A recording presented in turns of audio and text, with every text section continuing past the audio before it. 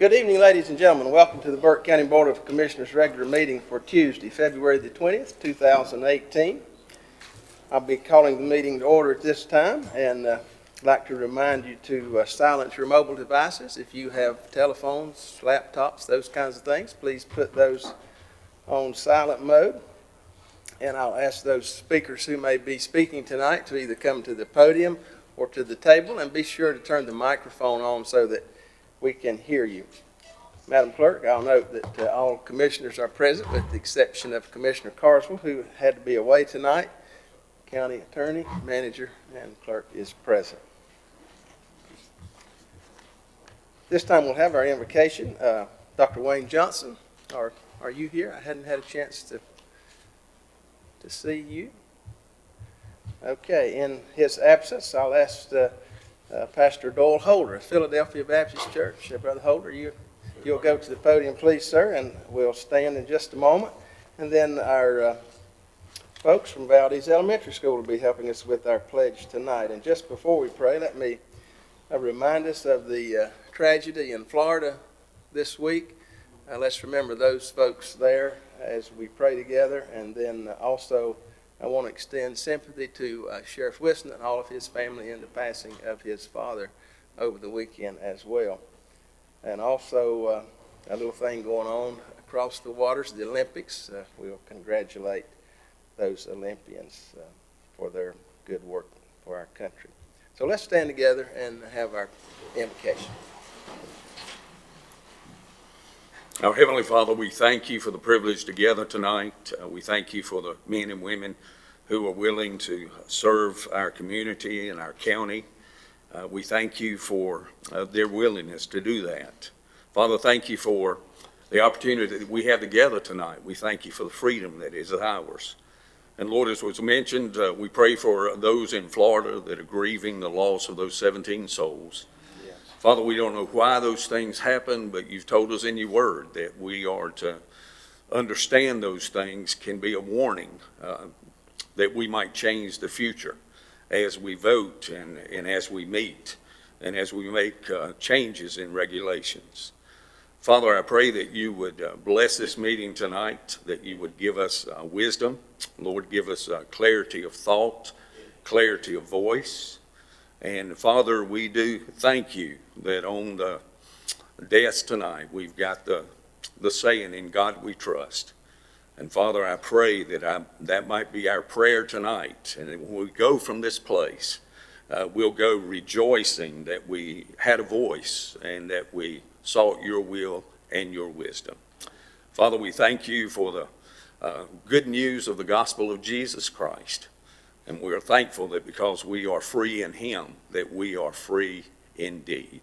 For it's in Jesus' name we pray. Amen. Amen. Thank you, Pastor Holder. Our Valdez Elementary folks will come forward at this time and lead us in our pledge, where Teresa Dale is principal at Valdez Elementary. We've got a big group of good-looking boys and girls tonight to help us with the pledge. Come right on up here. You can come on up and make a couple lines if you want to. Okay, we'll follow you. I pledge allegiance to the flag of the United States of America and to the republic for which it stands, one nation, under God, indivisible, with liberty and justice for all. All right, you guys stay right there just a second. We're going to come down and make a picture.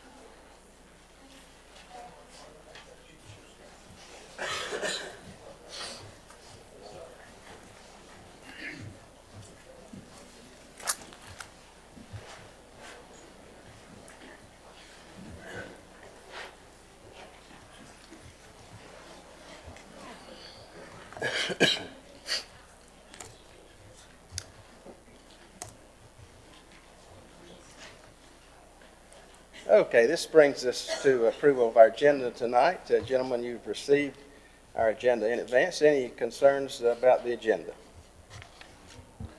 Mr. Chairman, I'd like to make a motion to remove items 1 and 2 from items for decision and move those to our recess session on Friday, February 23rd.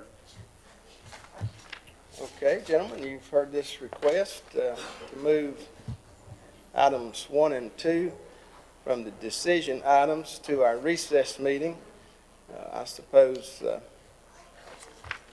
that would allow all the commissioners to be present at that time. But okay, you've heard the motion.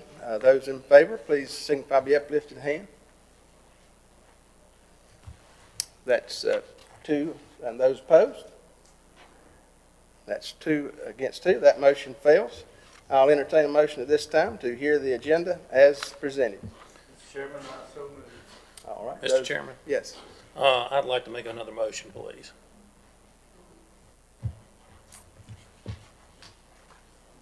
Just to approve. Yes. We have a motion on the floor for accepting this agenda as presented to us. All those in favor, lifted hand, please. That'll be 2. Opposed? 2. Okay.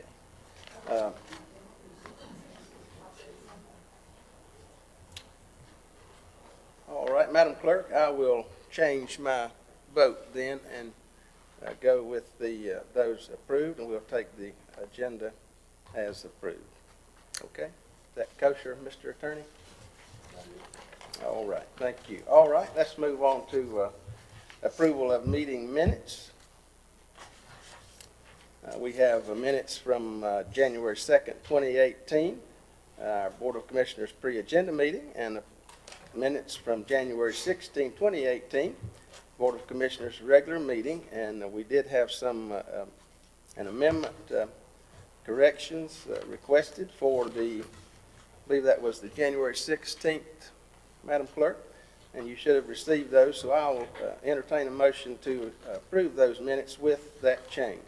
Mr. Chairman, you want both of them at the same time? Yes, sir. I make the motion for January the 2nd and January 16th. All right, you've heard the motion. All those in favor say aye. Aye. Opposed, no. That's everybody, Madam Clerk. Okay, this brings us to presentations tonight, item number 6. First item from presentations is Burke County Public Schools presentation of financial data for the period ending December 31, 2017. That'll be with Keith Lawson from our school system. Evening, Keith. Good evening, gentlemen and lady. Since we've gone through this presentation once, I'll be rather brief tonight. But of course, in condensing the presentation, if you have any questions, by all means, feel free to ask. It's a pleasure tonight to present to you the Burke County Public Schools financials at our mid-year point of the 2017-18 school year. As you can see, we have one column that's titled Estimated. What this consists of are our total estimated revenues for the school year, which are $107.8 million. To the right of that, the next 2 columns are our current and previous. The current being our December year-to-date results this year, and previous, obviously, the preceding year. As you can see at the total, the current year we have spent approximately $51.3 million at our halfway point versus the prior year of $50.1 million. Now, those are big numbers, and the great equalizer when you discuss numbers always is percentages. So I have in bold is you'll see the 2.4% number, and I'll make note of that. In education, it's a labor-intensive business. Of that $187 million annual budget, Approximately 89 million, or about 82.5% of that total budget's payroll and related benefits. Based on an average wage increase this year of 2% and the 5% increase in employer matching retirement and health insurance, we would expect that 2.4% number at this point in the year to be about 3.4. So that's a good thing. We are performing better than budget at this point, but it's not necessarily a great indicator of things. What we had, at least as of our last meeting, and I'll update you, we had 8 certified or teaching positions vacant at that point in time 2 weeks ago, and 11 classified. Classified positions are, of course, are all those support positions, maintenance, custodial, et cetera, that support the school buildings and the classrooms. Had 11 vacancies. We filled a couple of those certified positions for the remainder of this school year, and a few of those classified positions. So the bulk of our outperforming budget at the mid-year point is due to vacancies. And those are vacancies which we're finding more and more difficult to fill. One area of speculation is that as the economy improves, employable persons are becoming more and more difficult to find.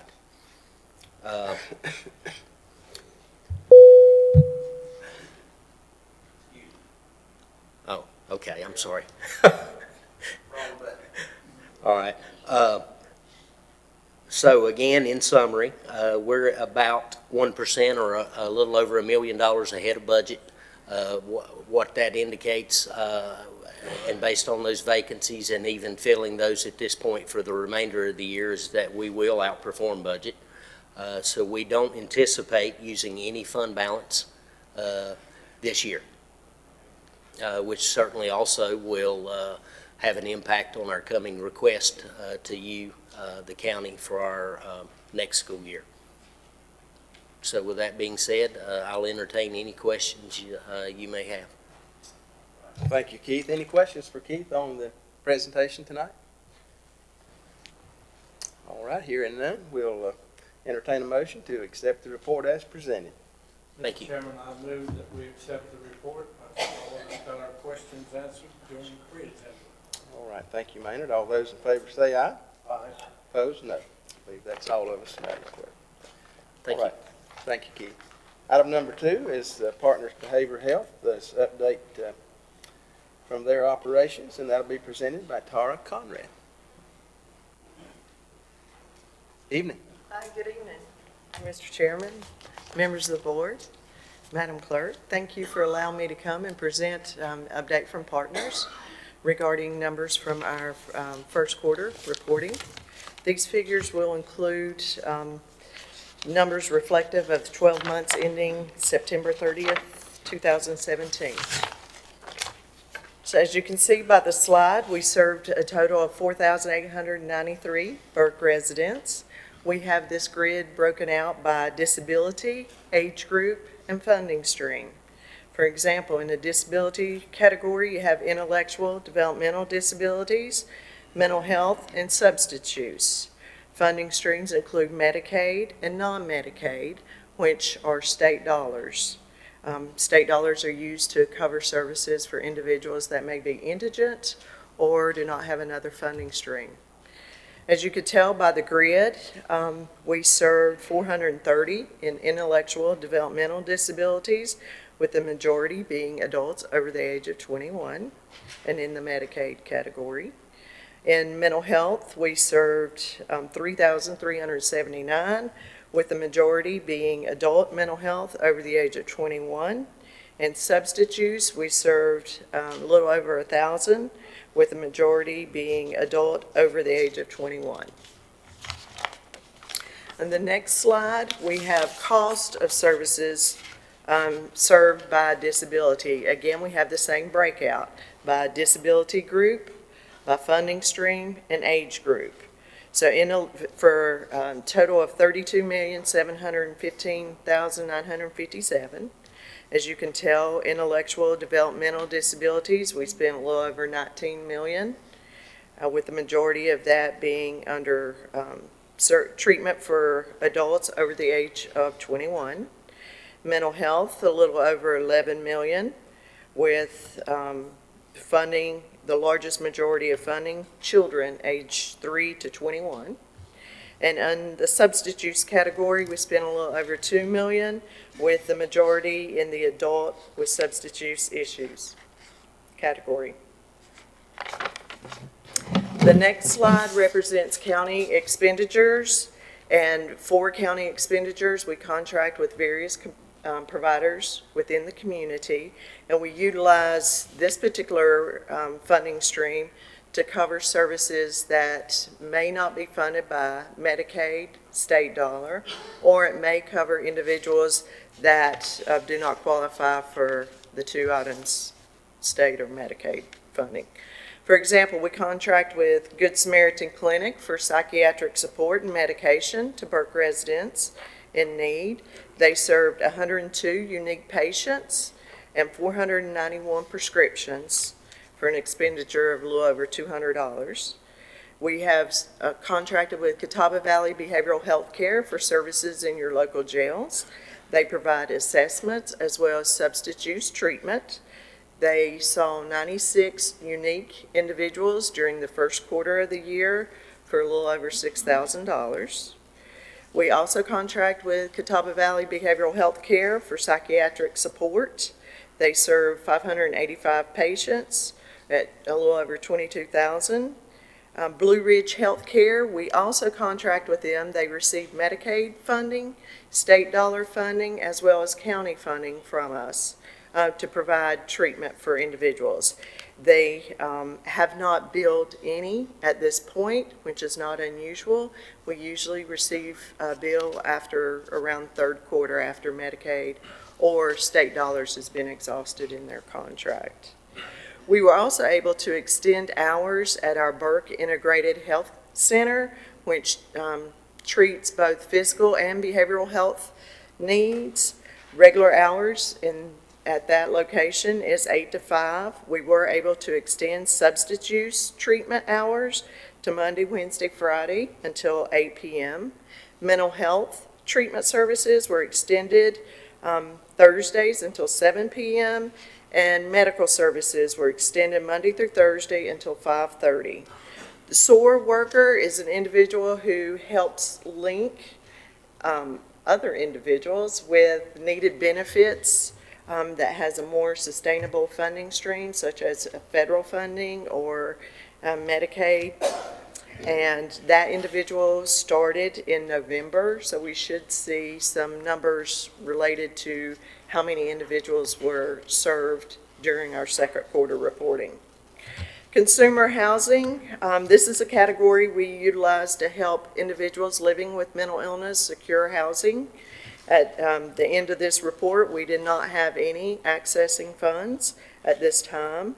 And System of Care Community Collaboratives, those are community collaborative groups. We have two in Burke, one for adult mental health treatment services, one for child mental health treatment services. Those particular groups, committees, are comprised of various stakeholders within the community, and they work to address the needs of the community throughout the year. They're currently in their planning phase. Some examples of things that they utilize county expenditures for would be trainings, mental health first aid training, prevent child sexual abuse trainings, different events like that.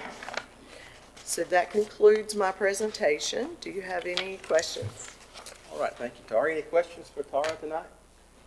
Mr. Chairman, if I may, I meant to ask this in our mental health meeting in Catawba, and I forgot it, but for a while we were having trouble finding providers. Are we full force now? We're up to scale on providers for Burke County? Yes, you should be up to speed for treatment providers in this county.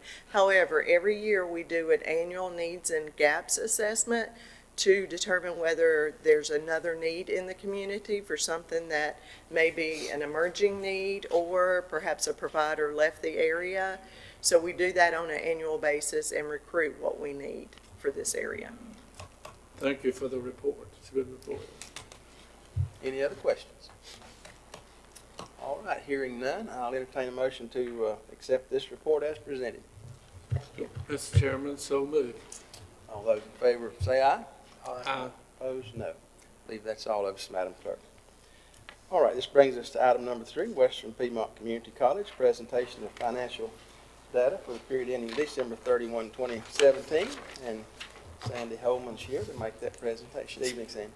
Good evening. Hope everyone is doing well. I want to give you a brief summary of our finances through December 31st, 2017, the midpoint of our fiscal year. We will first look at our state funds. We have a total state budget of $14,419,882, and through December 31st, we have spent 49.4% of that budget. The next 3 columns are represented in light blue, which is our county budget and expenditures through December 31st. Our current budget is $2,485,200, of which we have spent 49.7% of that budget. As you can see, we're right at the 50% mark at our midpoint. The final 3 columns are our institutional budget. We budgeted $5,675,855 for all of our institutional funds. And you can see where we're at college-wide. The total combined college budget for fiscal year 2017-18 is $22,580,937, of which we have expended 50.5%, or $11,392,143. This is slightly higher than last year at the midpoint by 1.5%, but we are very comfortable with where we are at with our budget and feel like there's no red flags, and we'll be fine through the remainder of the year. Our next slide will show the breakdown of expenditures by categories for county funding, so you can see a little bit more in detail. Our major expenditures are salaries and benefits at 24%, utilities at 24.8%, and contracted services at 14%. Are there any questions on the budget presentation that I can answer for you this evening? All right, thank you, Sandy. Any questions for Sandy? All right, hearing none, I'll entertain a motion to accept the report as presented. So moved, Mr. Chairman. Thank you, Wayne. All those in favor say aye. Opposed, no. All right, thank you, Thank Sandy.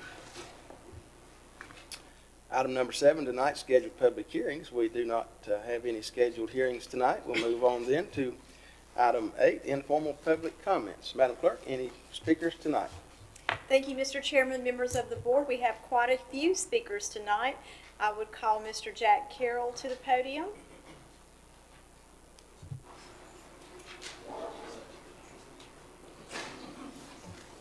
I'm still on.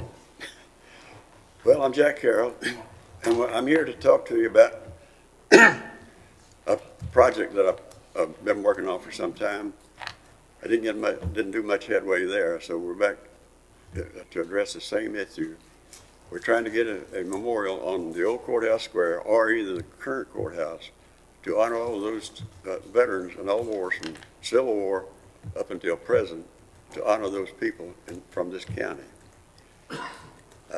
We have some veterans here with me tonight, because some of them want to speak, but I have one here that I will ask him to come up and introduce himself and maybe talk to you a little bit.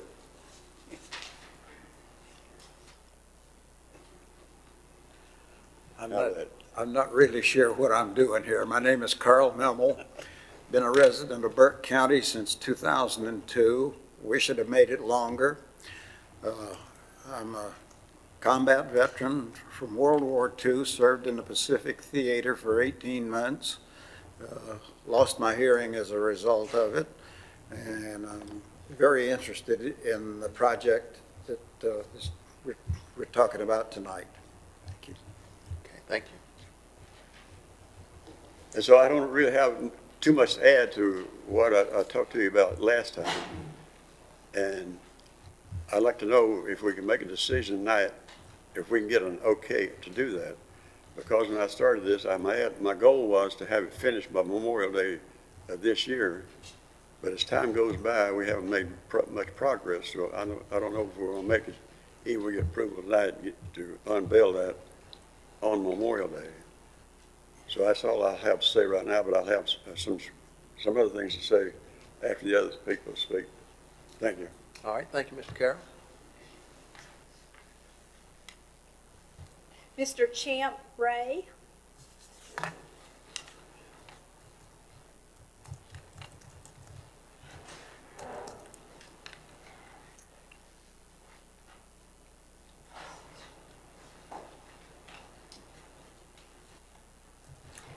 Good evening, Mr. Chairman Evening. and fellow board members. My name is Champ Ray, as I was introduced. I'm the commander of the Disabled American Veterans here in Morganton, North Carolina. As you can see, we have quite a few present here, and we're asking that this memorial be approved, and we'd like to put it on the old courthouse grounds. And we have some more people here to speak, and I'll be very short. And I would appreciate your sincere consideration of doing what we're proposing. And thank you very much. Thank you, Mr. Ray. Dave Tubergen.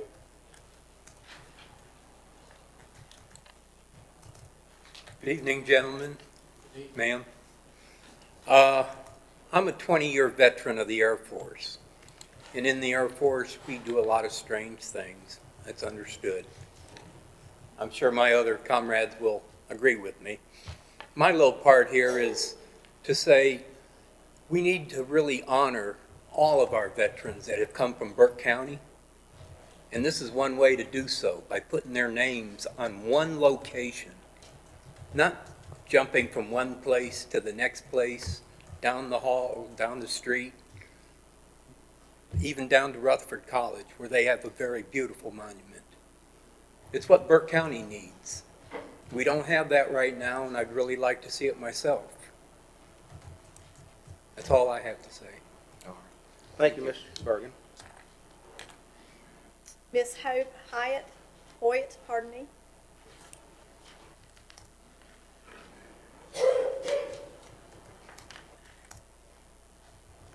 Good evening. Evening. I just got a couple of questions. How can you deny a memorial to those who protected, fought, and gave you the freedoms you have today? Please tell me you are not going to dishonor their precious memories or those of our loved ones who have passed defending you. There are over 7,000 veterans in Burke County. I just want to throw the number out. Thank you. Thank you, Ms. Hoyt. Mr. George Abernathy. Gentlemen, Mr. Abernathy has provided a petition to you.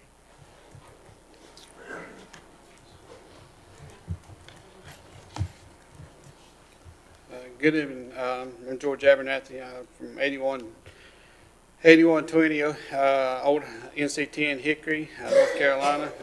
I've been speaking to y'all tonight just asking each one of y'all to vote against this alcohol bill. In December and January meetings, I spoke of giving statistics, and all these statistics can be found in the National Institutes on Alcohol Abuse and Alcoholism, the Center of Disease Control, and National Highway Traffic Administration, and tried to encourage you to vote in a manner pleasing to God, because, as you know, He holds us accountable for doing wrong when we know to do right.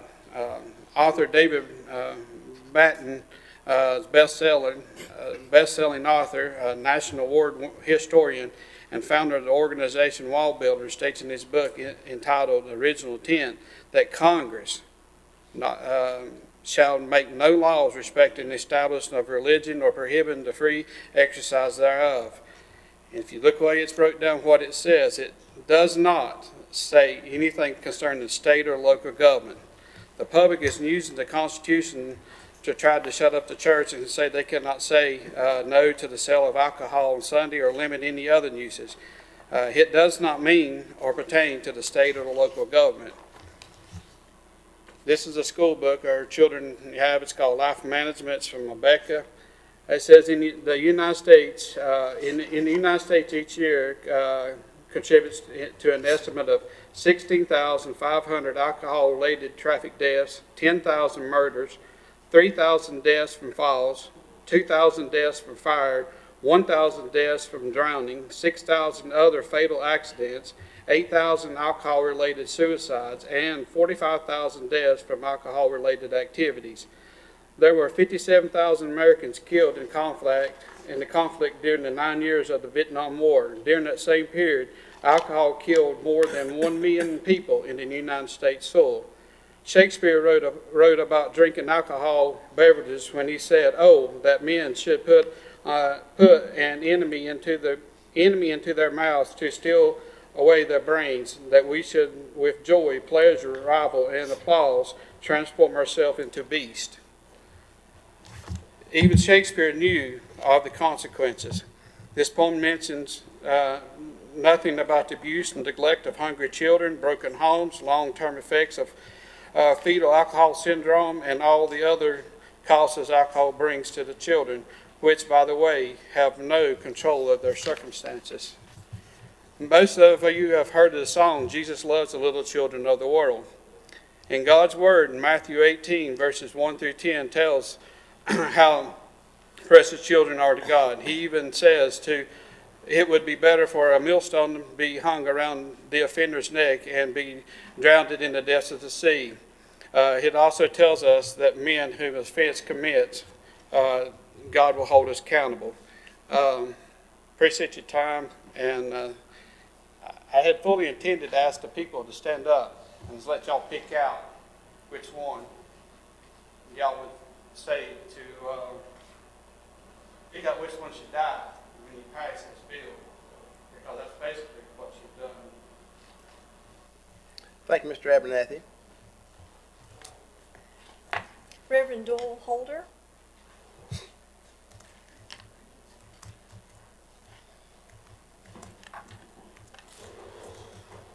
Thank you, Mr. Chairman and Commissioners and Madam Clerk.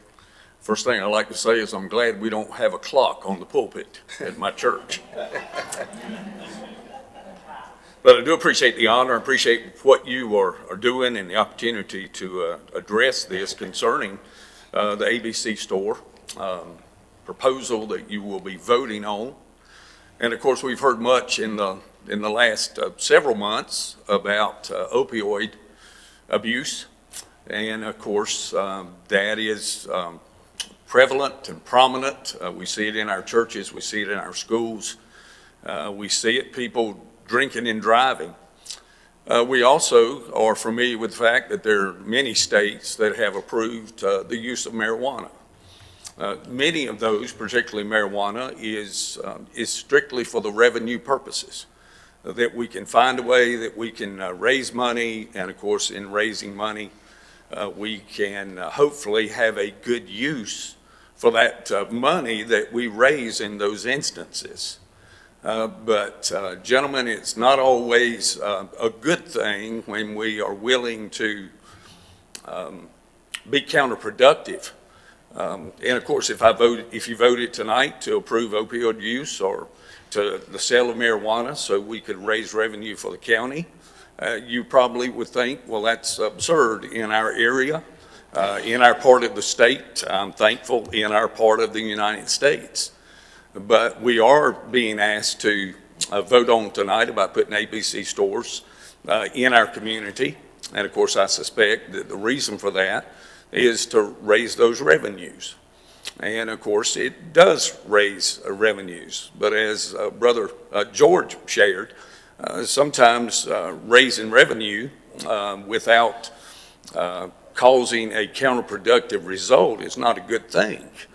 And if I made a motion tonight that you borrowed $10 million at 10%, you put it in a bank for 3%, and we're going to get the income off of that, you would say, well, that would be absurd. Nobody would do that. But yet we are considering putting ABC stores in our communities. And of course, the people that go, many of them, they don't wait till they get home to pop the top off that alcoholic beverage. They drink and they drive, and of course there are results bad results within our family members. Let me encourage you to think about that, to pray about that. And I know it's a big burden on your shoulders, but I trust that as you examine that, you'll look at the long term. Thank you for the opportunity. And again, I thank you for your service to our county. Thank you, Reverend Holder. Miss Dorothy Bullman.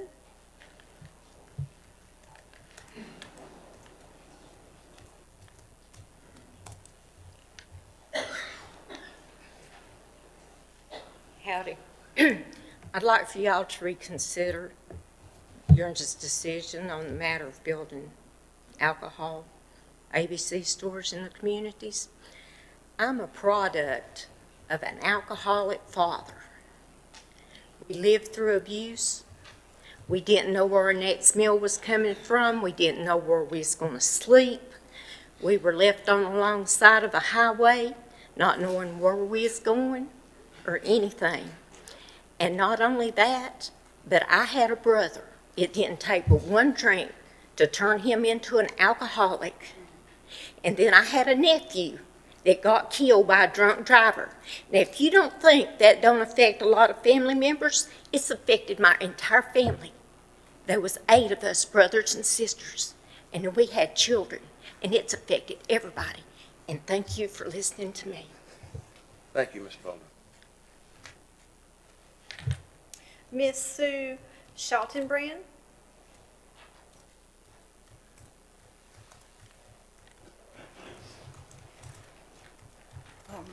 First, I'd like to say good wishes on your endeavors, because that's very true, and I'm glad you spoke.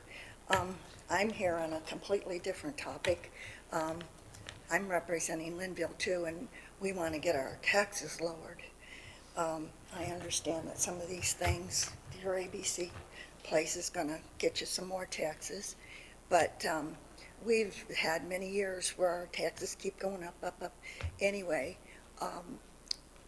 I heard that you had voted for a jail that we cannot afford. I heard that it was voted some time ago. I realize I'm after the 8 ball, but I was very upset when I found out that you were Republicans and that you're spending money, voted to spend money, as I understand it, that we don't have in the coffers. And all of these people that spoke tonight, these are very important causes that we need the taxes for. But I understand that our jail is already okay. And I understand, and you tell me if I'm wrong, that when this was voted for, it was voted for $14 million, which was probably more than we could afford. But that the price has gone way up to like $21 million or somewhere in that neighborhood. And I'm asking, how are we going to pay, and can you promise us our taxes will not go up?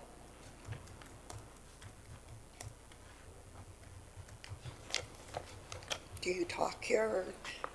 This is the first time I've ever been to a commissioners meeting. I've never been in politics or anything.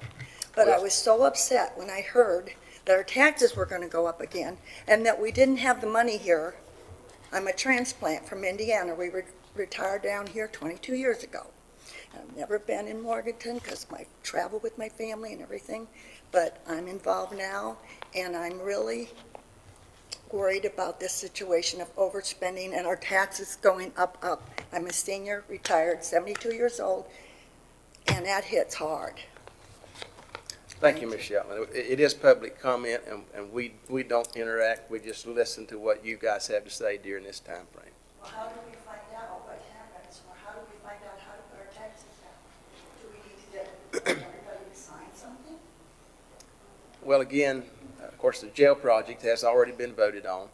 I think, I won't go into details here, but I don't think anybody on this board anticipates a tax increase for the jail.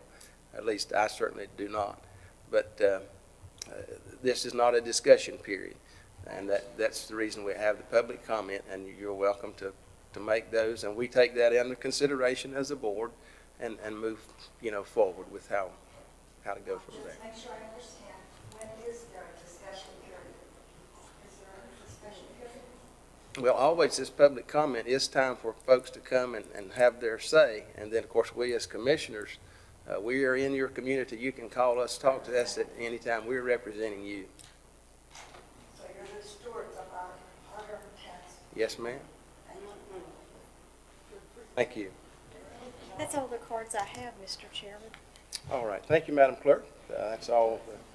I'd like to follow up. Okay, come on back, Mr. Carroll. Before I started. The people who are behind supporting this effort is the Vietnam Veterans of America, the DAV, the Veterans of Foreign War, and the American Legion, and the Marine part of these veterans in this county.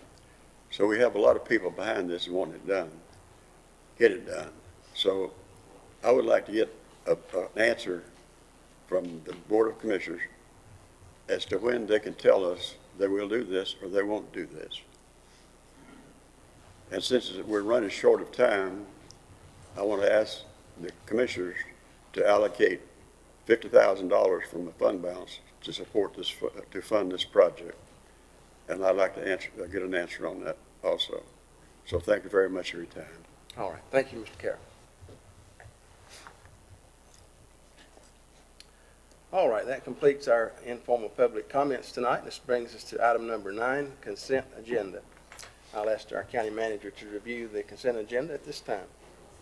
Thank you, Mr. Chairman. Members of the board, you have 8 items on your consent agenda. Number 1, BOE authorization for payment of election expenses. Item 2, clerk appointment to WPRTA Transportation Advisory Board. Item 3, community development award contract for the Ponte Flora State Trail new trail construction. Item 4, community development, accept recreational trails program 2018 grant contract. Item 5, NCDOT resolution supporting intersection improvements at Highway 70 and Texas Fish Camp Road. Item 6, Texas Tax Department tax collection reports for January 2018. Item 7, Tax Department release refund report for January 2018. And the final item, item 8, Tax Department order to advertise 2017 delinquent per real property taxes. That concludes your consent agenda, gentlemen. All right, thank you, Mr. Manager. Gentlemen, you've heard the consent agenda. I'll entertain a motion to accept it as presented. So moved, Mr. Chairman. Thank you, Wayne. All those. Mr. Chairman, may I make one comment just for the benefit? And the reason I want to do that, there's so many new people here. We discussed all these items at pre-agenda, and that's when we decide to put it on pre-agenda. So if you want to hear that discussion, you have to come to pre-agenda as well as the regular agenda. And I just since we had new folks, I wanted to make that comment. Appreciate it. All right, thank you, Commissioner Taylor. All right, all those in favor of accepting the consent agenda as presented, let me know by saying aye. Aye. Opposed, no. Okay, thank you, Madam Clerk. All right, this brings us to item number 10, items for decision tonight. First item for decision is the ordinance to allow the sale of alcoholic beverages before noon on Sundays at licensed premises. I would remind you, this is a second reading tonight. This item was heard in December and was not accepted as a unanimous vote, and therefore state law requires that it be heard again. So tonight is the second reading for this item, and if I understand, this item can be heard for up to 120 days, Madam Clerk, or 100 days, or? That sounds right, but I'd have to check to be sure. Okay. 100 days. Okay, thank you, Mr. Attorney. All right, gentlemen, I will entertain any discussions you might have at this time before I entertain a motion to adopt this ordinance on its second reading. Mr. Chairman, this is something I've wrestled with, and I've made my comments pretty clear that in the county that, if Morganton do it, why can't the county do it? But, I didn't like it to start with. I didn't like the ordinance to start with. I mean, it's only 2 hours before church lets out or whatever. And I've also prayed about this thing, and I've got a lot of calls, I've got a lot of letters and whatever, and I don't like to change my mind, but I believe I'm going to change my mind on this, that I don't think it's really good for Burke County. I haven't had one person that would be involved in the sale of alcoholic beverages call me or contact me or whatever, but I've had a tremendous outpouring of letters, calls, and whatever, so I feel a little different about this today than I did maybe at the beginning of the month. All right, thank you, Commissioner Abel. Anybody else to speak on this side? Mr. Chairman, if I may, I've voiced concern over this almost every meeting, but I did want to share a couple other things with you. If I could tell you a little story. Once upon a time, there's this lady who lived in the community. One of the doctors at Valdez said that she probably delivered more babies than he did at that time, in that period. But anyhow, sometimes you learn things when you weren't there to learn. You was just there to be an audience. But this younger lady, this in her mid-20s, came up to this lady and said something like this, and I hope this helps you understand the position and why the position was there. But anyhow, the young lady said, will you give me some advice? Said, I can't control my 8-year-old kid. He keeps his hands in the cookie jar. I've whipped him 8 times. And the last time I whipped him, I had sore hands for 2 days. This older lady looked back and she said, my child, do you not understand? If you can't control the kid, you need to control the situation. For goodness sakes, don't make any more cookies. And on top of that, take away the cookie jar. Now that's a little bit of a corny story, but ever how much true that is. And we're trying to do that, with some drugs and so forth. And folks, America's in a serious situation that it really needs to take away the cookie jar. I mean, if you can't control your bad habits, if that bad habits abuses everybody, then we need to take it. I remind you that in the paper, the story about Coldren Edmondson and those 6 people, and now they beat him, and they're thinking he's dead. They've never found him. But then just a quick little quip. We've got somebody in our community was married several years ago. They separated. They have 1 child. His wife was on alcohol real bad, and he was on drugs. Now they got their son hooked on drugs. And about a month ago, the bank evicted them from their house. Now, we don't get those figures, folks, and if I could just get you to understand, the cost of some of these bad deals and bad lifestyles are hid in other things. They're hid in your mental health. They're hid in your DSS. They're hid in your insurance premium, which goes up to treat these people. And then they're hid because of the impact on the family and the loss of a home, that now they're going to end up somewhere probably on your tax bill to stay somewhere else. And, we're talking about moving up something 2 hours. We're in the Bible Belt. That should not be a hard decision for this board. And I have said all along that as God watches us, I'm sure how he would like for us to vote. And I'll end my conversation with that. All right, thank you, Commissioner Taylor. Any other comments on this subject? Mr. Chairman, I just want to make a point or two, and I respect my fellow commissioners, because it is a tough situation. I agree with Wayne. It's Commissioner Abley. It's a tough situation. Make very good, some very good points. It's not all black and white. It's there's a lot to this, but I voted for it the first time. I'm gonna vote for it again tonight, but it looks like it's probably not going to pass. But I look at it as a point of fairness when I'm looking at the citizens of Burke County passed the referendum in this past November to have alcohol sales with a big majority.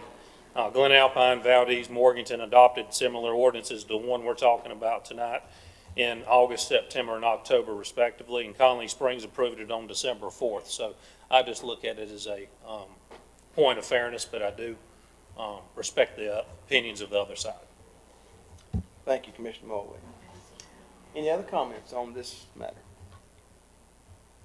Okay, hearing none, I'll entertain a motion. Mr. Chairman, I move to adopt ordinance number 2017-18.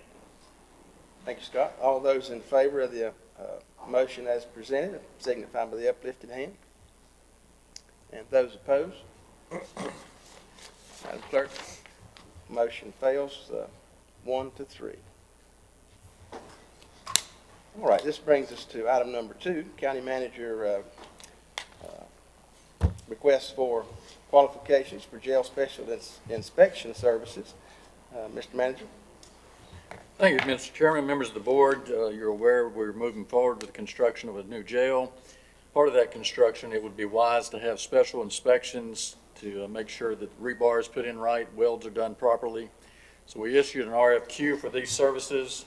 We had 4 respondents. We reviewed the submissions, and Summit Design is the company that seems to be the best from our review of the submissions, followed by Stewart, and asking for permission to move forward with the award of the RFQ and to negotiate a contract for those services. All right, thank you, Mr. Manager. Any questions to the manager on this item? Mr. Chairman, if I may, I reviewed those things and was kind of interesting to see how it unfolded. And I did notice that Hempfield was not there. They had very little in their presentation, and I wouldn't have voted them too high either. But I will make one note that on page 247, item 10.3.7, a request that I made, it did have on that the prevention of mold as part of our presentation, and I still would like that to add, but it was, I think the summary of the manager's notes there are much more in order. It seemed like GEO had the most relevant experiences, but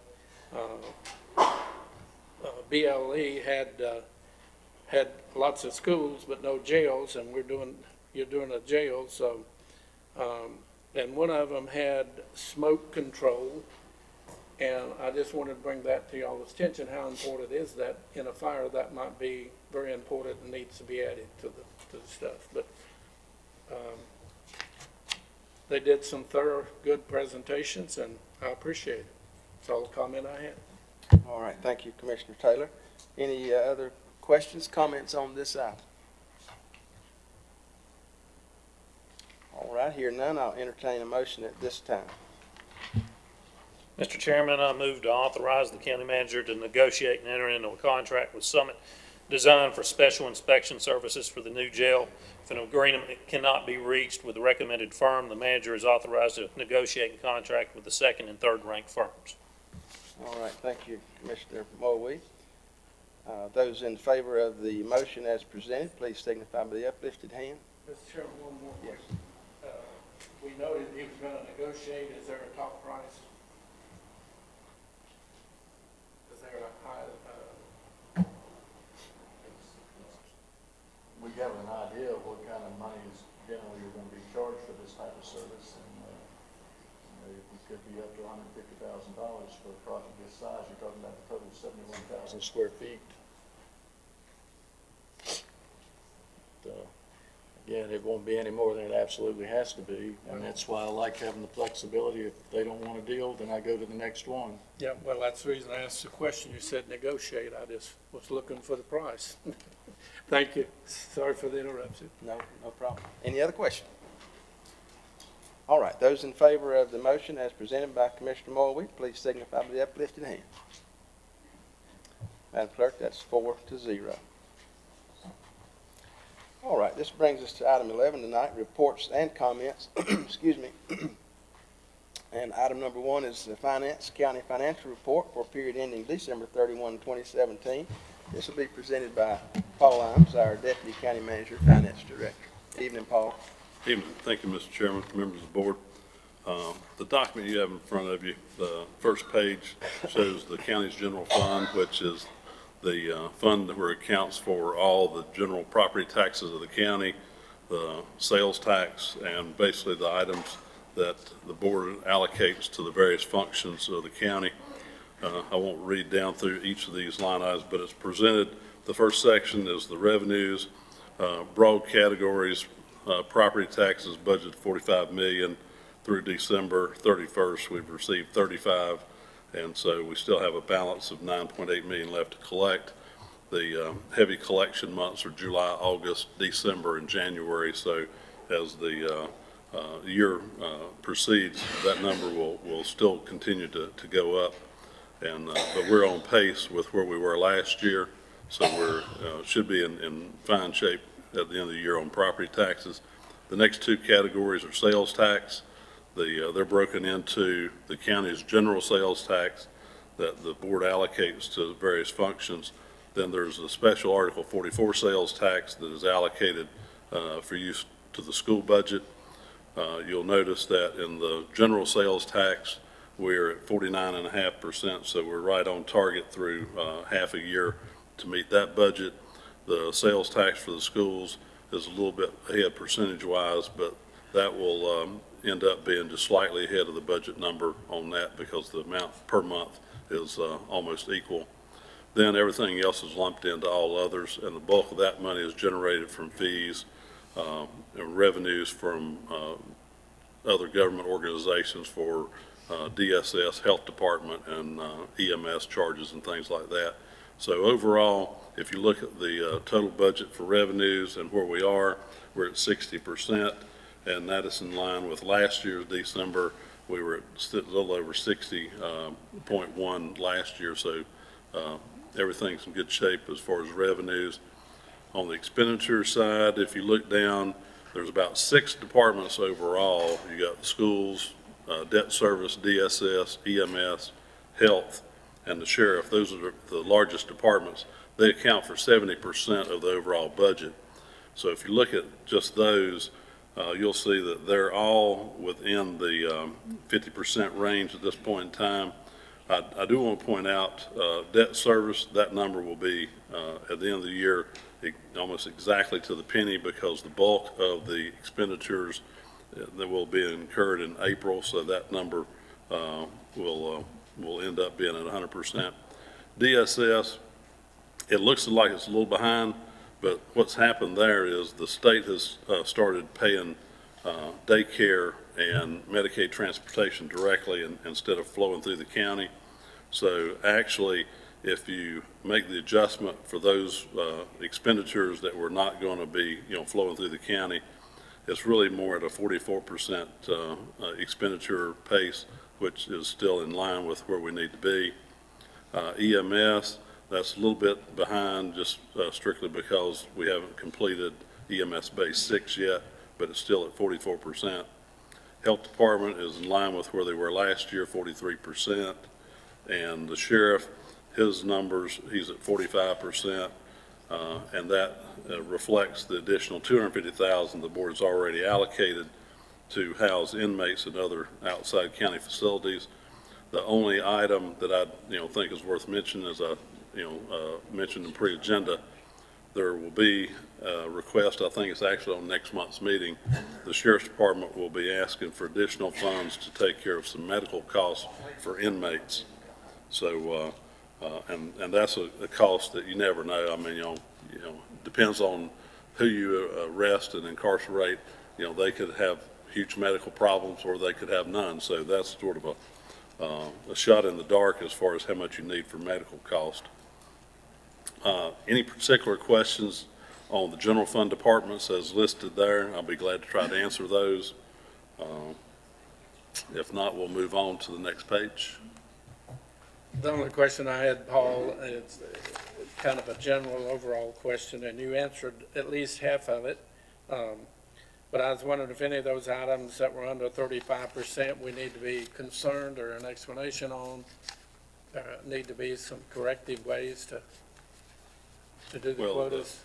The percentage of, number is percent spent. So if they're at 35, that's good because they're underspending on budget. So the only items that, the board really should focus on at this point in time is anything that's over 50%. Because the expenditures typically, and a lot of them are cyclical, so it depends, some things are, you incur at the beginning of the year, some things at the end of the year. For example, like transportation, we're at 100%. Well, we spent that entire budget, but that's just a flat allocation, so we've already given them all the money they'll get for the year. They So- may not have spent it, but we spent it. Right, yeah, so that was our appropriation. And, I'll just point out another low percentage number. It's not a big number dollar-wise, but the courts, they have a budget of 22,000. Well, at this point in time, they've only spent 290. Well, about all their budget is for furniture and things for the courtrooms and clerk of court, and they typically order that later in the year. So that number will increase as the year goes on. But, most things in here, if they're a little bit above budget, it's just because they're either, cyclical and we've already incurred, the one-time purchase of an item, and it'll flatten out as the year goes on. Okay. Thank you. Moving on to the second page, which is our three enterprise funds. If you'll notice the water and sewer revenue, we're at 51%, which, is where, we should be. The expenditures at 432. So right now, we're showing that we're 422,000 ahead. In comparison with last year, that's, I think last year we're at 411,000. So there's, from, a 6-month standpoint and all the enterprise funds, we're in line with where we were last year. And last year, we ended up surplusing just a little bit in each of those three funds. So there's nothing, unusual about any of the three enterprise funds. If there's specific questions, I'll try to answer those. But, solid waste disposal, just as a closing point there, that's funded by largely by the taxes on the tax bill. So when people pay their property tax, they're also paying the solid waste disposal tax. So, so that's why that number is at 61%, because a lot of that hinges on taxpayer payments. So I noticed on an upcoming report that county manager is going to do that we've added 67 new water customers. Yeah, I'm So not that sure should what be the, helping our water income a good bit. well, yeah, 67. Well, of course, we don't make a lot of profit on a water customer per month. So but yeah, well, the more customers we have, the better off we are, because typically the water and sewer budget at the end of the year, we end up losing money because of depreciation, because we don't generate enough money to cover the cost to repair and replace the system.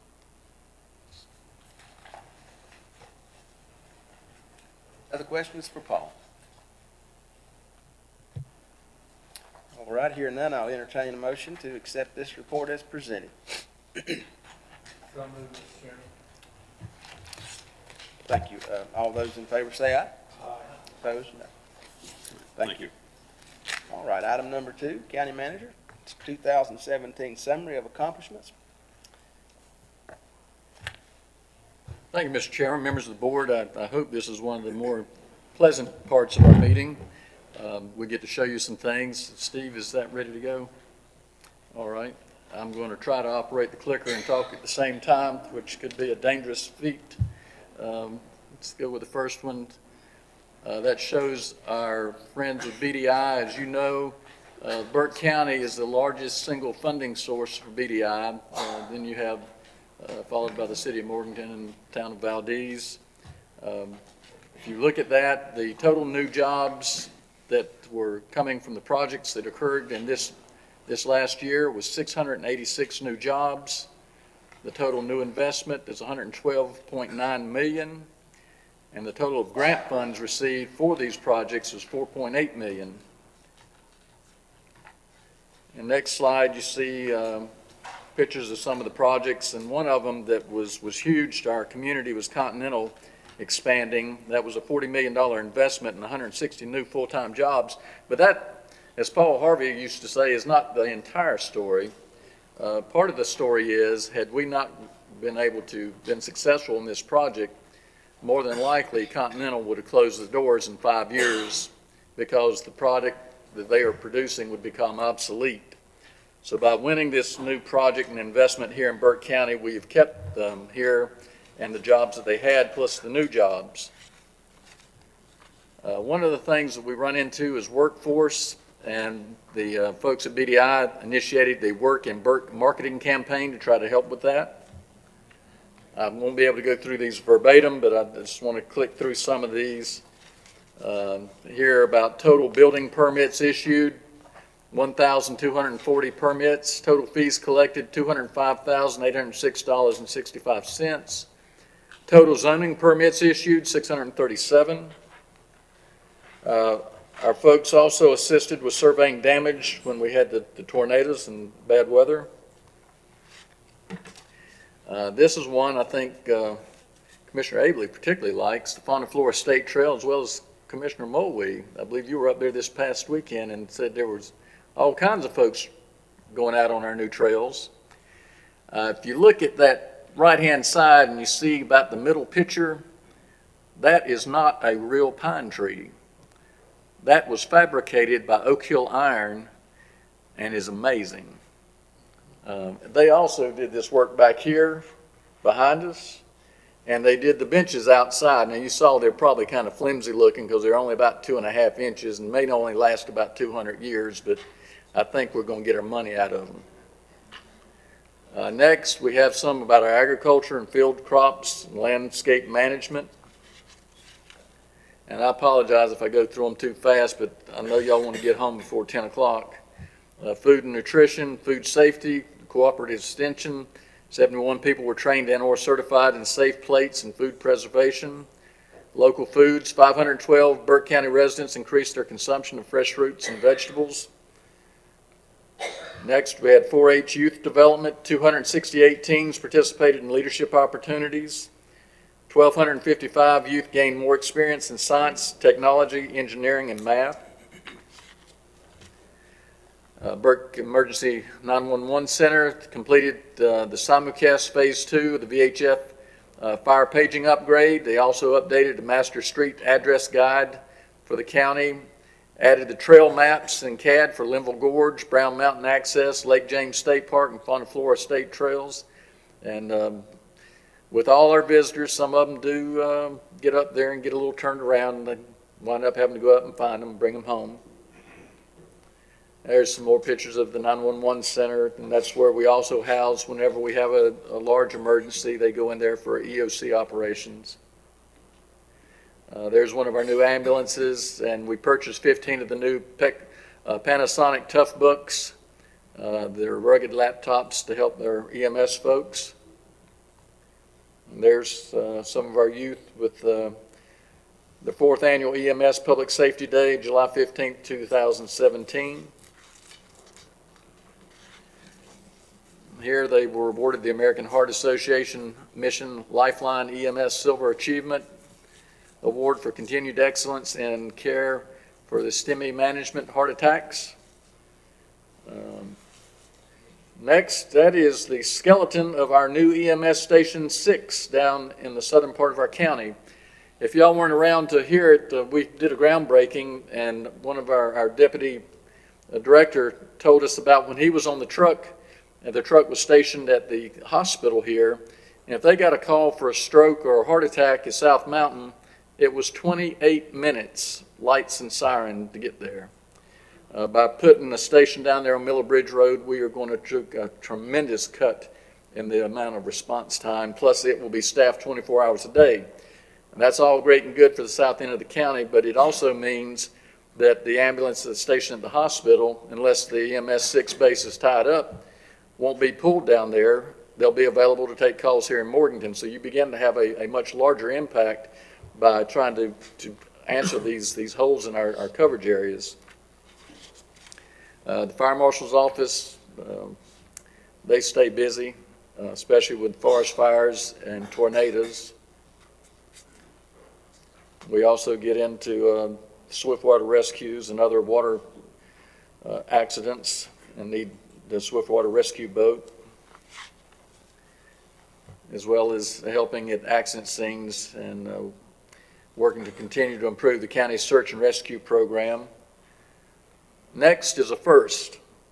Paul Imes, in his final year as a finance officer, finally got his first award, and we're proud of him, and he did it on his first try for excellence in his audit.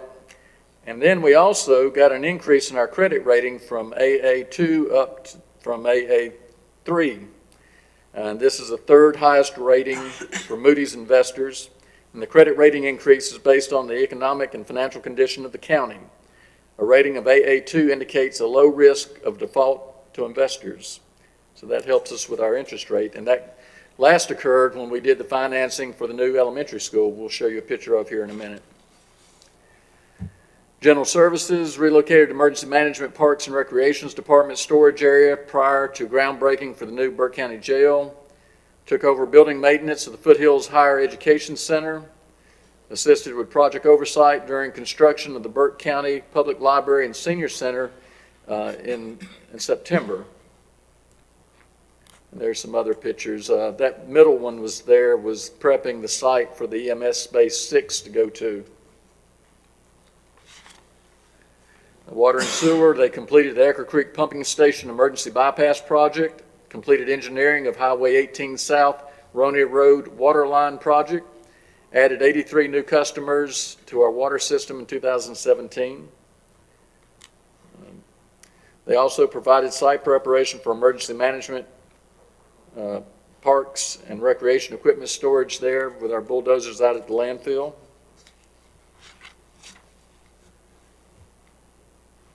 Our health department is one of only 2 North Carolina public health departments that has achieved both state and national accreditation. During the national accreditation team site visit, they suggested the health department create its own brand and logo for recognition within the community. There you have it. Some more of the health department, and they did a Facebook page. And they also, in order to receive Medicaid payments, the health department began using the electronic health record systems, CureMD.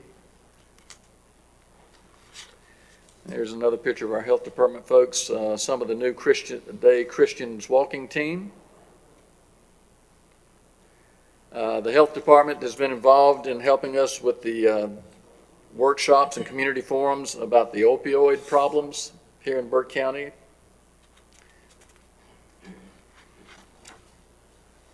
Human Resources completion and implementation of the county's classification and pay study, year 1. Let me go on. Some of these are not quite as exciting as the other ones, but they're all important. IT provided cabling installation services and network infrastructure for the new Burke County Library and Senior Center. They also helped the Register of Deeds to move to a new database system. They've been heavily involved in a lot of projects this year. If you're not familiar with the Hildebrand area, that picture up in the right-hand corner there is the new Library Senior Center. The library did $36,000 from the Library Foundation of Burke County to purchase additional equipment and furnishings for the new Burke County Library. We also reached out to some local furniture companies and received a donation of furniture valued at approximately $23,000 from Lexington Home Brands to furnish the lobby of the new Burke County Public Library and Senior Center in Hildebrand. And they also received funds from KB Reynolds Charitable Trust, and the library implemented its Live Well at Your Library Diabetes Prevention Program. 4 library staff were sent to Emory University to receive training to become certified lifestyle coaches for diabetes prevention. So they also have a little kitchen, demonstration kitchen there in the library in Hildebrand. Library continued. The staff conducted 1,239 programs during the year with attendance exceeding 28,000. They had more than 1,400 participants in the children's, youth, adult, and adult summer reading program. More than 55,000 items were circulated as part of these programs during June, July, and August. Some more library pictures and events. On this one, tell you about the library partnered with the Coma to offer several programs, including the Whine About a Book discussion group, special showing of Dirty Dancing, and a murder mystery dinner theater. started the Homeschool Collaborative, a monthly program for homeschool families to offer networking, resources, and space to support homeschool needs. Library increased the library hours in the system-wide from 152 hours to 168 hours to meet the needs of our communities. Let's move on to Parks and Recreation.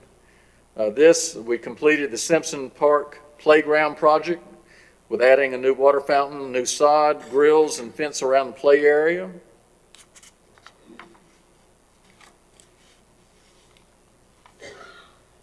There's some more about trails, both trails at Wheat Park to serve hikers and also help emergency workers in case someone needs help with markers. Some more about Parks and Recreation. That is a busy bunch.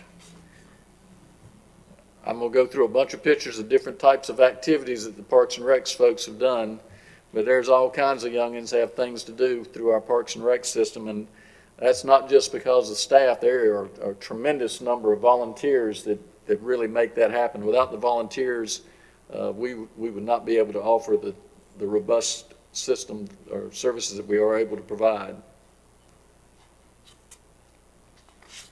And that's the conference center. We've seen about a 25% increase in bookings over the past year. They have a large number of events and family gatherings of all sorts, wedding receptions and such. Here's a program coordinator conducted a walking class every Wednesday with some of the ladies from the senior center. And some more Parks and Rec, some of the night games, ball fields and basketball, indoor soccer, all kinds of activities. Also have a good approximately 600 children participating in the football leagues. Scheduled approximately 200 games throughout Burke County during a 10-week session. And then the basketball, 1,350 children participating in our basketball leagues. Scheduled approximately 620 games throughout the county and to be completed in an 8-week session or season. Outdoor soccer, 24 teams. Participating in approximately 215 children in our outdoor soccer league. Scheduled 100 games throughout the county over a 5-week schedule. East Burke Senior Center and Library. The East Burke Senior Center has enrolled 400 new participants to programs and activities in Hildebrand. Fundraising by the East Burke Senior Center Association added additional recreation equipment. You see the pool tables, and there's all kinds of treadmills and bicycles. Some more pictures. This is the Morganton Senior Center here that you're seeing a picture of, and we updated the sign out front. The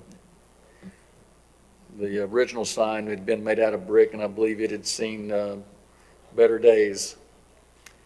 The SHIP, NC Department of Insurance, added 2 new certified SHIP counselors in 2017, have a total of 4 counselors. A record number of 434 SHIP counseling appointments during the Medicaid Part D drug open enrollment period of October 15th through December 7th, 2017. To date, they provided 1,344 SHIP counseling contacts from April 1st, 2017 through March 30th, 2018. Let me change over to nutrition services, Meals on Wheels. You may recognize our chairman there as well as Senator Daniels in the picture. Oh, let me back up. I got too quick on that. Veteran Services. Veteran Services annually provides a Memorial Day and Veteran Day program for all Burke County veterans. And this was a little surprise to me, the Veterans Artistically Realizing Talents.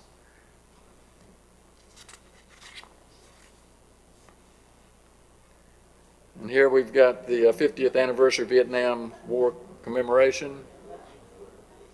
You recognize some folks there? Here's for our sheriff's office. They were issued new handguns equipped with lights for deputies. They also began a transition to all-wheel drive Dodge Chargers that will eliminate damage occurring from the necessity to increase speed to traverse some very difficult roads with the two-wheel cars while responding to calls. They also are trying to improve their weapons for special circumstances.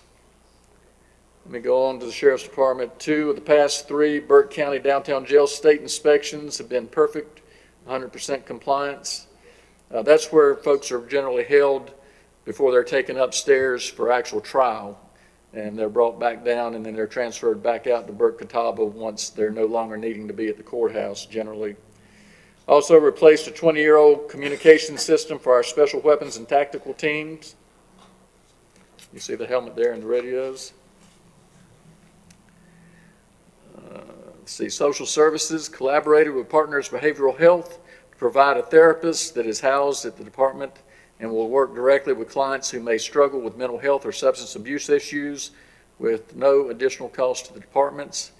You're seeing one of our new Honda cars that we got to try to help us. Some of our fleet was over 10 years old that they were using. We were having a lot of maintenance issues, and you get people going out at 2:30 in the morning for DSS, and a 10, 12-year-old car has problems. That's not good. As well as some of our other staff that do other types of jobs. We're trying to get a good car that lasts a long time and gets us good gas mileage.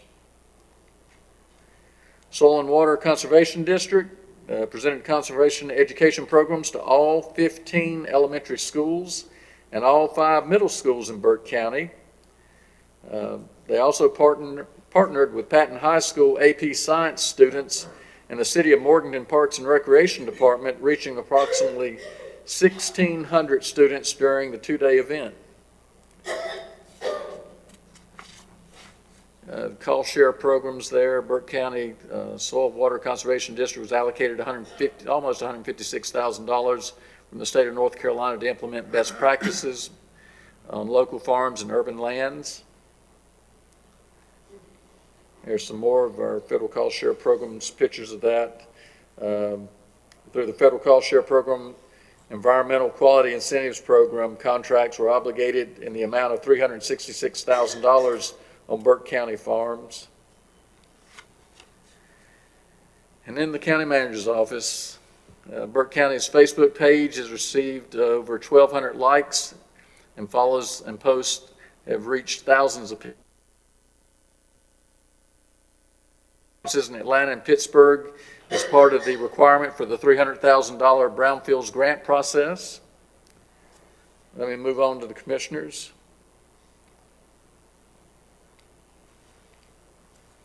There we go. There is a picture of some of the rooms and parts of the Burke County Library Senior Center grand opening August 31st, 2017. You see some of the pictures inside of the library. We'll get to the senior side here in just a minute. Oops, I believe I jumped one. There you go. If you look up in the right-hand corner, you see what looks like an article. That is in the North Carolina Associations for County Commissioners. They came out and covered this and wrote a very nice article that was distributed statewide to all county commissioners in all 100 counties of North Carolina. And it talks about bridging generations and building strong communities. I believe we talked from 8 months to 88 years old can go there. And you see the opportunity for grandchildren and grandparents to interact. And I talk about my grandparents all passed away before I was about 6 years old, so the thoughts of a 6-year-old or an 8-year-old sitting on grandpa's lap and showing him how to navigate the internet to shop at Cabela's is a pretty cool idea, I think. Anyways, they had a great event there, and the commissioners made this happen. There's some more pictures there, the senior center side, and I believe that's the kitchen actually to serve the seniors when they have meals there on Tuesdays. If you're bored and haven't got anything to do, you might want to go out there if you got a little free time. Burke County jailbreaking. How about groundbreaking? September 18th, 2017. Here's another picture of the jail site. The groundbreaking, dump trucks are putting a protective cover over top of the early grading that was done, trying to make sure the project moves along as quickly as possible.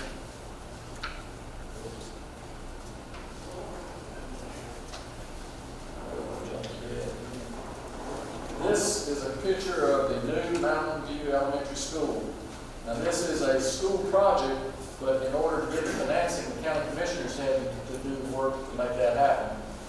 And of course, our credit rating helps to get us the best credit, interest rate on the loan for that building. That's come along. They are supposed to open in August, and they are consolidating a couple older schools into that one school, which hopefully is going to give the children better educational opportunity, as well as putting money in the child's education rather than fixing holes and floors and cracks and other problems that are inherent with older schools that were built in the 1920s and 30s. This is the groundbreaking for EMS Station 6, and I mentioned to you about our deputy director commenting about the response time. We look for that to actually finish probably in the mid to late March time frame. So we will be having a grand opening there hopefully in the near future. And that's just some pictures of construction progress. It is all dried in now, and they've got the switch that they need to be able to go from regular power to generator power. And they should, again, be wrapping up here in the next couple of weeks. It went off. I got it. And the last thing is the new Burke County brand and tagline. Burke County, all about advancing. Back during the June or May period of time when I knew that things were happening with the Continental Project, I knew that things were happening with the School of Science and Mathematics project and some other projects. One of them is Project Rampart, was in the process. They're a new firm that's coming, or it's now in Rutherford College, that is in the weapons making business. You may have seen an article about one of the principals being a West Point graduate, former Green Beret. They will also do munitions manufacturing and testing there. So all this is happening, and I'm thinking, my gosh, we need to have something, the commissioners need to have something that's reflective of Burke County and how we are just having phenomenal growth in advanced manufacturing and what all that means. And that also ties into the mechatronics program that you're going to be seeing a grand opening in the latter part of March, because we had companies here with 30 openings and nobody to fill them because they didn't have a mechatronics background. When we went down to Charlotte and visited with Siemens, they told us if you came to them and had a mechatronics two-year degree, they started at $75,000 a year. The way our school system and our community college is working together, a student in high school during their high school years can knock out the first year of that degree, only have to go to the community college 1 year, and they've got a degree, and there's 100% placement. Can you imagine not having 4 years of college debt? And if you go to Charlotte, you go to Siemens and get a job at $75,000 a year, a young man or young lady can have all kinds of toys, jet ski, BMW, whatever, and they don't live with mom and daddy anymore, I guess. That led to this, the new county seal. There's a lot of things you can see in that. Some people see it as the mountains and the water. Other people see it as a replication of our economic development and problems. You were going up there for some years with the furniture industry and textiles, and then that went to pieces, and you came down. And when you look out to the far right-hand side, you see it's starting to come back up. And that's the advanced manufacturing that's starting to take place in this county, and having things like the School of Science and Math coming to this county only throw gas on the fire. Those youngsters will have the opportunities to work with these advanced manufacturings like Continental, American Roller Bearing, and other companies, possibly Toner. I'm not sure it's just Toner Industries, but great things are happening. And the tagline, "All About Advancing," is what the board approved, and that's what we are all about, is trying to improve this county and make things better for everybody here. And Mr. Chairman, with that, I'll conclude my remarks. All right, thank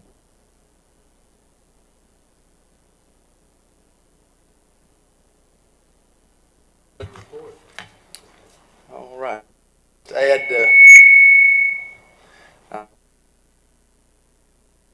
happened just by mistake. I want to commend our county manager. He provides outstanding leadership.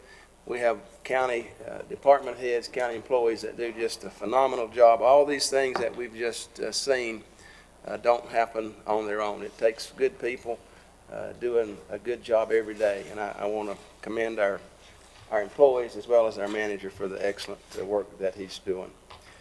Gentlemen, I'll entertain a motion to accept this report as presented. So, Mr. Chairman. All in favor say aye. Aye. Opposed, no. All right, I believe that's all of us. This brings us to item number 12, vacancy announcements. Madam Clerk. Did we skip reports and comments? Yes, I did. Excuse me. We will hear reports and comments at this time from the board and the attorney. I'll start with the counselor. No comments from me tonight, sir. All right, thank you. Commissioner Abel. No. Commissioner Taylor. Mr. Chairman, just kind of brief today. You already have, as this paper would indicate, the minutes from the Partners Mental Health and minutes from the JCPC for February meeting, which was the 14th, I believe. Greater Hickory Metropolitan Planning Organization Advisory Committee did not get me minutes, so I typed up kind of a little profile on it. If you want to complete minutes at a later date, I will provide them. There was a good bit of discussion on updates for divisions 11, 12, and 13 of the Highway Department, and again, talking about a lot of the work being done. Then on others, at church Sunday, someone questioned me about the Hildebrand Center, about the sink in the kitchen was too small to wash big pots. And I went by there today and looked at that. They have two nice, they said they weren't deep enough, but they're deep sinks. They're double sinks, about 20 by 20. I don't know how you can get it bigger without just going to one sink instead of the double sinks. Many ladies continue to complain about being cold. I checked the temperature, and it was 70 degrees, so it, you know. And I also copied a good article that I think every county commissioner should read from John Locke Foundation. And I did not have time to make copies, and I gave it to Kay. If you want a copy, you can get it from her, and it's a good copy. And that completes my report, sir. All right, thank you, Commissioner Taylor. Anything, Mr. Manager? No, sir, thank you. Thank you. Madam Clerk? I have no report, thank you. Mr. Mulvey?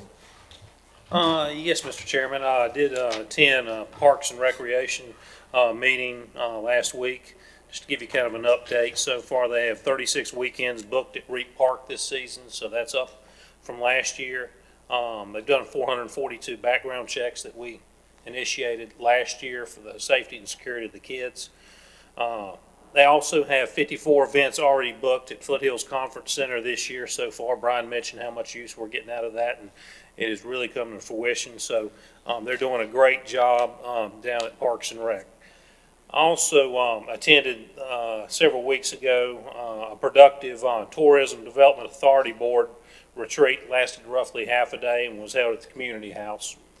And then yesterday, the county manager, myself, and Commissioner Carswell met with DOT officials in Cages Mountain Town Hall concerning the Lake Road Hiss Bridge replacement, which has been obviously a focal point down there. So we got some good input from DOT, so we'll see what happens. One other thing I will mention, I was asked to go on a trip with Commissioner Carswell, Superintendent, School Board Chair Randy Burns, and also School Finance Director Keith Lawson to go to Raleigh. 2 weeks ago. For those of you who are not aware, Johnny Carswell, he's head of the Tax and Finance Chair for the North Carolina Association of County Commissioners. And so we met with, held a meeting there in Raleigh along with the Public Education Chair, voiced our concerns about House Bill 13, the class size reduction that is obviously given us a lot of all counties across the state some heartburn just because of the amount of money that it would cost the individual counties and put an undue burden on them unless that was readdressed. And if you've been reading in the paper, that has been. So actually going to Raleigh and making our voices heard did make a difference. So I want to thank our legislators for doing that. And last but not least, on a really fun note, we mentioned Fauna Flora Trail. Commissioner Abley and I were talking beforehand. I was up there Sunday about 2 o'clock, did about 3 miles on the trail. It's fantastic. I ran into people, probably 20 people that I knew and a lot more that I didn't know. And I was getting input back from them. They thought it was fantastic. So I would encourage all of you, if you haven't been on that trail, please go up there and check it out. It is going to be quite a tourist destination. I'm quite proud of it. And just missed Wayne, and we took the exact same track, it sounds like, and you enjoyed it as well. So anyway, lots of good things going on. Thank you. Thank you, Commissioner Moore. Gentlemen, I've included in your reports minutes from DSS and the BDI meetings, and of course attended those and other meetings through the month. I won't go into any more details at this time on those. If you have any questions, feel free to let me know anytime. All right. That brings us now, Madam Clerk, to vacancy announcements. Thank you, Mr. Chairman, members of the board, and folks in the audience. We have the following opportunities for citizens to serve on a county board or committee: the Hickory Regional Planning Commission, the Adult Care and Nursing Home Community Advisory Committees, Council on Aging, Juvenile Crime Prevention Council, City of Morganton Board of Adjustment for the ETJ, and the Planning Board for the ETJ, the Voluntary Agriculture Board, Burke County Board of Adjustment and Planning Board, Burke County Parks and Recreation, the Western Piedmont Regional Transit Authority Transportation Advisory Board, Partners Behavioral Health Management, the Animal Advisory Board, the Board of Health, Region E Development Corporation, and that's all. All right. Thank you, Madam Clerk.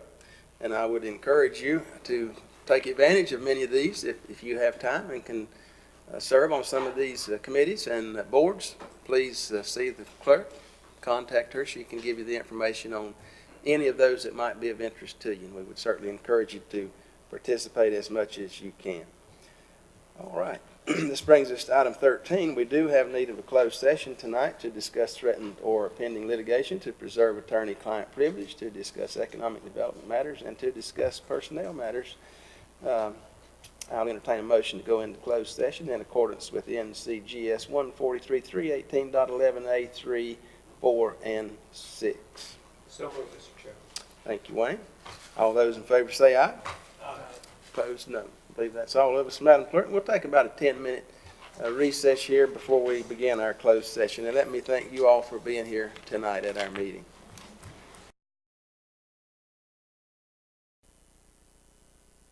Motion to come out of closed session. So moved. All those in favor say aye. Aye. Opposed, no. Gentlemen, in closed session, we acted on some personnel matters under advisement, and nothing to report in open session at this time. Mr. Chairman. Recess. Oh, recess, yes. Friday. Yes, we do need a motion to recess until 8:30 a.m. on Friday for our budget presentation meeting. So moved. All right. All in favor say aye. Aye. Opposed? No. I believe that's all of us, Madam Clerk. All right. Thank you, gentlemen.